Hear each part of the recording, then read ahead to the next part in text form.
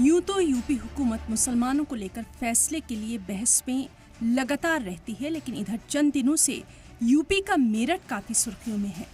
पहले मेरठ के IIMT university में नमाज पढ़े जाने पर हंगामा हुआ, फिर मेरठ पुलिस चौकी में इफ्तार पार्टी को लेकर वाबेला बचा और अब मेरठ में ईद की नमाज को लेकर हंगामा बरपा है। सबसे पहले आपको बताते हैं कि मेरठ IIMT यूनिवर्सिटी में क्या हुआ। करीब 50 स्टूडेंट्स ने कॉलेज के मैदान में नमाज पढ़ी। IIMT यूनिवर्सिटी में नमाज पढ़ने का वीडियो वायरल हुआ, जिसको लेकर हिंदू तंजीमों की मुखालफत के बाद पुलिस का एक्शन हुआ। पुलिस ने 22 साल के स्टूडेंट्स को गिरफ्तार कर लिया। कॉलेज ने स्टूडेंट और 3 सिक्योरिटी गार्ड को सस्पेंड कर दिया। वहीं मेरठ पुलिस चौकी में इफ्तार पार्टी पर जमकर हंगामा हुआ। जाकिर कॉलोनी की नई पुलिस चौकी का इफ्तिताह था। उसी दिन चौकी इंचार्ज ने इफ्तार पार्टी का एहतमाम कर डाला, रोजेदारों के लिए कुर्सियां लगवा दी और इफ्तार पेश की गई।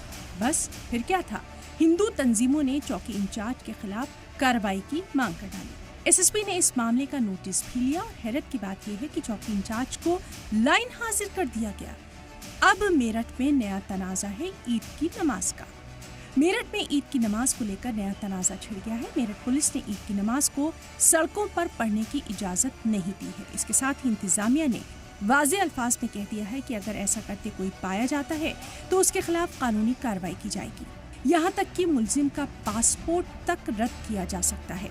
सिटी SP आयुष विक्रम सिंह ने कहा कि ईद की नमाज मस्जिद और फैज़-ए-आम इंटर कॉलेज जैसे तयशुदा मुकामात पर ही पढ़ी जाएगी। इंतजामिया ने सिक्योरिटी को देखते हुए ये फैसला लिया है। यानी सिक्योरिटी के नाम पर क्या ऐसा फैसला लेना सही है जिससे एक खास तबका परेशान हो?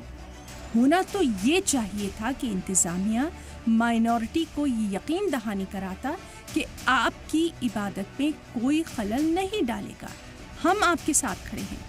लेकिन इस धमकाने वाले फैसले पर सवाल उठने लाजमी है।